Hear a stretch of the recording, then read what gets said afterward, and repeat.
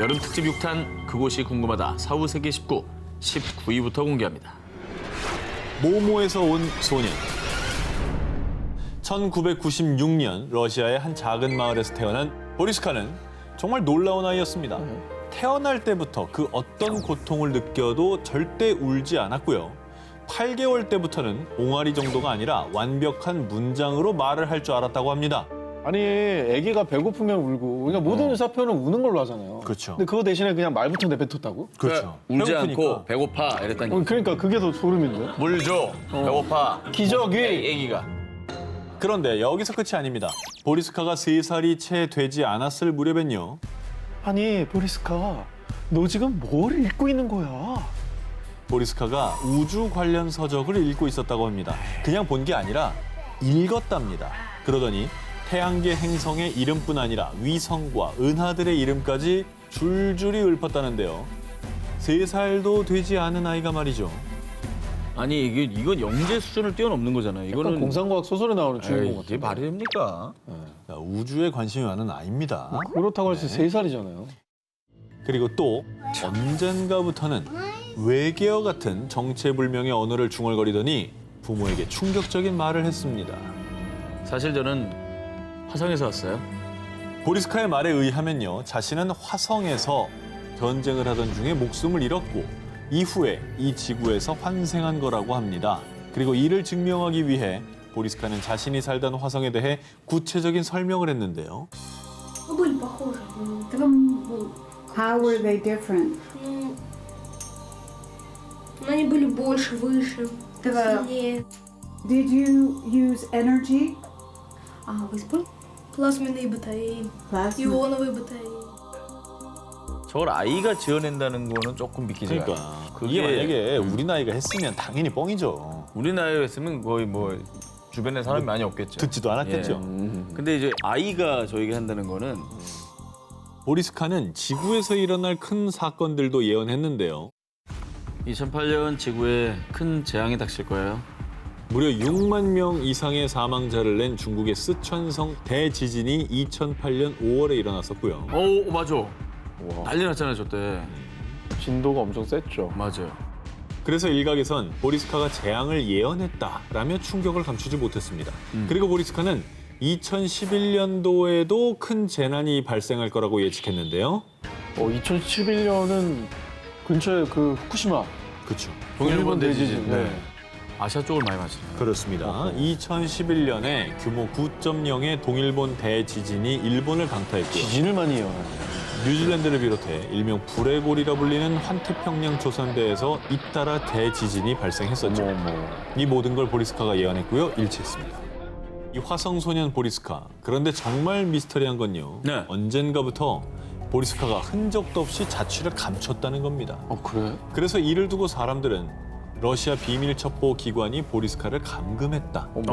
원래 고향인 화성으로 다시 돌아갔다라고 이 수많은 추측들을 쏟아내고 있는데요. 화성인에서 지구인으로 환생했다고 주장하고 자신의 지난 생까지 모두 기억하는 보리스카. 정말 환생한 걸까요? 그리고 지금 대체 어디 있는 걸까요? 그곳이 궁금하다. 사후세계 19, 17위를 공개합니다. 실험으로 증명한 사후세계. 1997년 영국 노퍽주에 위치한 마을 스콜. 이 마을에 있는 한 저택의 지하실에 심리학자인 앨런 부부와 로빈 부부 그리고 여러 사람들이 모였는데요. 그런데 갑자기 지하실에 있던 라디오에서 들려온 한 목소리 들어보시죠. Manu, are you there?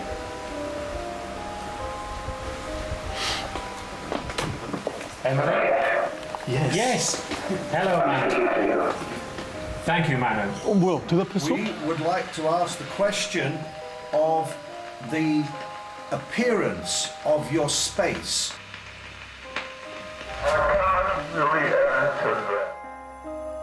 뭐 누구야? 이렇게 대답을 해. 뭐야?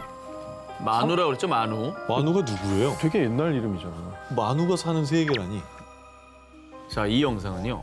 1993년부터 5년 동안 실제로 진행된 죽은 자와 교신하는 일명 스콜 실험입니다. 라디오 속 목소리의 주인공인 마누는 이승과 다른 세계 사이의 문을 지키는 문직이 즉 사후세계에 존재하는 자라고 합니다. 무슨 소린가 싶으시죠? 쉽게 말하면 죽은 자와 교신하는 실험을 했고요. 성공까지 한 겁니다. 진짜? 대체 그러면 어떻게 사후세계 존재를 저렇게 뭐 연결을 해낸 거예요? 자, 스콜 연구팀에 의하면 수신기인 게르마늄 전자장치와 필름 카메라 그리고 라디오를 통해 영혼들과 교신을 해서요. 사후세계 존재인 마누를 소환했다고 합니다. 그리고 마누는 자신의 존재를 증명하기 위해 허공에다 갑자기 장신구나 메달을 만들어냈다고 하는데요. 정말? 자, 그리고 사후세계 문지기 마누뿐 아니라 또 다른 영혼들과의 교신에도 성공했다고 합니다. 이때는 영혼들의 요구대로 깜깜한 어둠 속에서 카메라로 촬영을 했는데 놀랍게도 사진에 영혼들의 모습이 찍혔다고 합니다. 진짜 사람이네? 저거 진짜 사람이잖아. 사람입니다. 근데 어떻게 저렇게 찍힌 거지? 그 영혼을 찍힌 거라고요? 그렇죠. 어떻게 저렇게 찍혔지? 모르겠어요. 지금까지 이제 얘기를 듣고 있으니까 이게 딱 들었을 때 야, 어머 정말 놀라워 이거보다는 약간 정말 맞을까? 이런 의심이 들기는 해요. 스콜 연구팀은요. 실험을 할 때 조작이 아님을 증명하고 도움을 받기 위해서 모 대학교의 전기공학과 교수와 영국 심령연구학회에 있는 교수 등을 실험에 초청을 했는데요. 이들이 보는 앞에서 라디오 내부의 부품도 제거하고 전원 코드도 뺀 채 실험을 했다고 합니다. 정말? 자, 그러니까 당연히 작동이 안 되는 게 맞겠죠. 그런데 소리가 들린 겁니다. 그게 바로 영혼의 소리. 즉, 교신에 성공했다는 증거가 되는 것이죠. 야, 이게 뭔 소리야 진짜. 어우, 소름인데 약간. 자, 그래서 실험에 참여한 과학자들은 스콜 실험 결과는 속임수가 아니다라며 증언을 했다고 합니다. 아니 근데 뭐 이 실험 지금도 합니까? 그럼 지금까지 하고 있다면 전 세계가 뒤집어졌을 것 같은데. 1998년 1월 실험을 시작한 지 5년 만에 스콜 실험이 갑작스레 중단됐습니다. 그 이유가 무엇이었냐? 사악한 영혼들이 우리가 사는 세상으로 넘어오려고 했습니다. 그래서 그만뒀습니다. 스콜 실험 연구팀에 따르면 죽은 자들이 자신들이 드나들 수 있는 문, 빈 유리관을 설치해달라고 요구했는데 이 빈 유리관에서 사악한 기운의 영이 나타난 겁니다. 이에 연구팀은 제어 불가능한 끔찍한 일이 생길 수도 있다고 판단해 결국 실험을 중단했다고 합니다. 이 실험을 보면 어쨌거나 인간이 사는 세상도 있고 사후 세계도 있고 뭐 이런 게 증명이 된 게 아닌가. 죽은 자들과 교신하는 스콜 실험, 그들이 사는 사후 세계는 대체 어떤 곳일까요? 그곳이 궁금하다. 사후 세계 19, 16일 공개합니다. 죽음의 문턱에 다녀온 사람들. 1960년대부터 사후세계를 연구하며 Near Death Experience, 일명 임사 체험이라는 단어를 처음 사용한 임사 체험 분야의 최고 권위자, 미국의 심리학자 레이먼드 무디. 이 무디가 1975년 발표한 책 3 이후의 삶은요. 그가 60년대부터 10여 년간 임사 체험을 한 약 150명과 인터뷰한 내용을 담고 있습니다. 레이먼드 무디는요, 임사 체험을 한 약 150명에게서 아주 놀라운 점을 발견했는데요.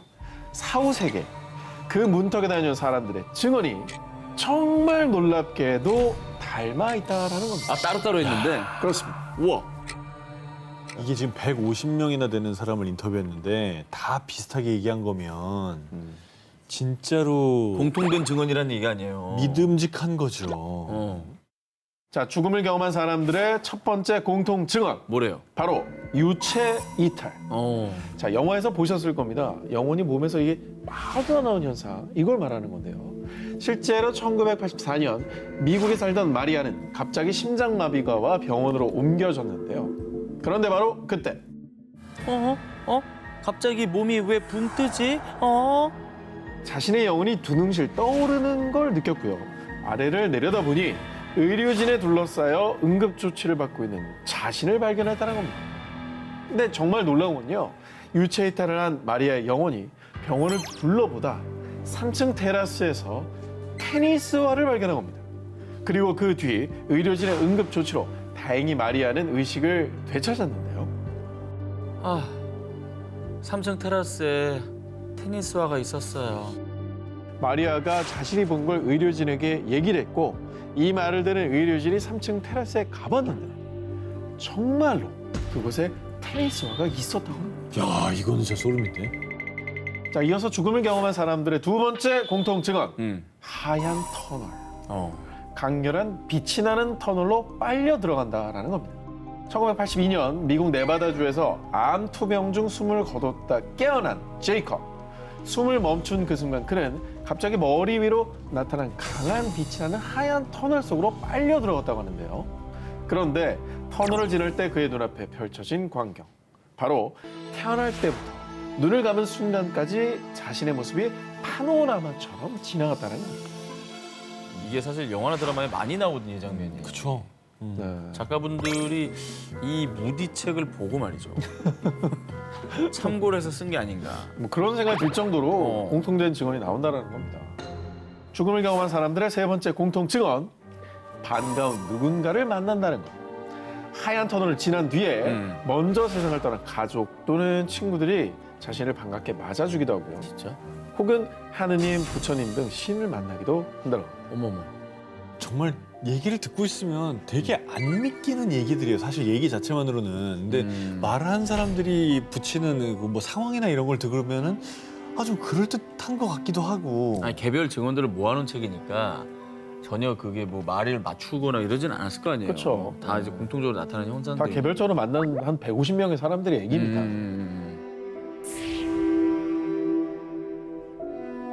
그곳이 궁금하다. 4후 세계 19, 13위를 공개합니다. 천국에 다녀온 소년. 2003년 미국, 천국에서 누나를 만나고 돌아온 한 소년이 있습니다. 엄마, 나한테 누나가 또 있어요. 누나는 지금도 있잖아. 아니요, 누나는 한 명 더 있었어요. 천국에서 만난 그 누나가 얘기해줬어요. 대체 이 소년은 무슨 말을 한 걸까요?